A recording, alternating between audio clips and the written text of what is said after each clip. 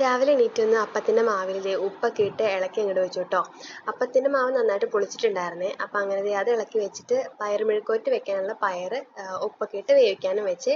പിന്നെ കറിയായിട്ട് ഇന്ന് നമുക്ക് തീയൽ വെക്കാമെന്ന് ഓർത്തിട്ടാട്ടോ, ഉള്ളിത്തീയൽ. അപ്പം തലേദിവസത്തെ ചോറ് ഇച്ചിരി ഇരിപ്പുണ്ടായിരുന്നു. അങ്ങനെ അത് കൈയോടെ തിളപ്പിക്കാൻ വെച്ചിട്ട് ഞാൻ ഉള്ളിത്തീയലിനുള്ളതും പിന്നെ മെഴുക്കുവരട്ടിക്കും ഉള്ളി വേണമല്ലോ, അപ്പം അതിനും കൂടെ ഉള്ള ഉള്ളി ഒരുക്കുകയാണ്. എനിക്ക് സത്യം പറഞ്ഞാൽ ഉള്ളി ഒരുക്കുന്ന പരിപാടി ഇഷ്ടമല്ല കേട്ടോ. പിന്നെ ഇന്ന് ചെയ്തേ പറ്റുള്ളൂ, കാരണം അമ്മ വീട്ടിലില്ലാത്തതുകൊണ്ട് എല്ലാ ഡ്യൂട്ടി എനിക്കാണ് ഇന്ന്.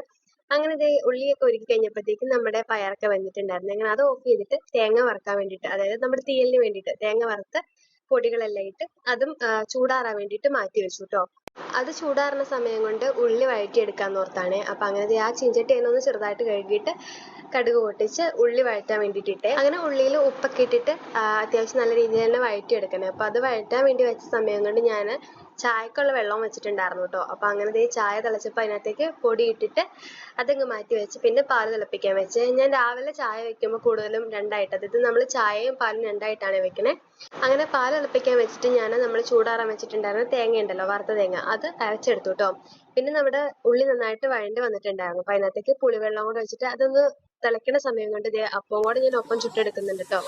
അങ്ങനെ പുളിവെള്ളം അത്യാവശ്യം നന്നായിട്ട് തിളച്ചപ്പോഴത്തേക്കും നമ്മൾ അരച്ച് വെച്ചേക്കുന്ന അരപ്പും കൂടെ ചേർത്തിട്ട് നന്നായിട്ട് ഇളക്കിയിട്ട് തിളയ്ക്കാൻ വേണ്ടി വെച്ച്. അപ്പോഴേക്കും കറണ്ട് ഒന്ന് പോയിട്ടുണ്ടായിരുന്നു കേട്ടോ. അങ്ങനെ ഇത് തിളയ്ക്കാൻ വെച്ച് അത് നന്നായിട്ട് തിളച്ച് കറി സെറ്റാക്കി കേട്ടോ.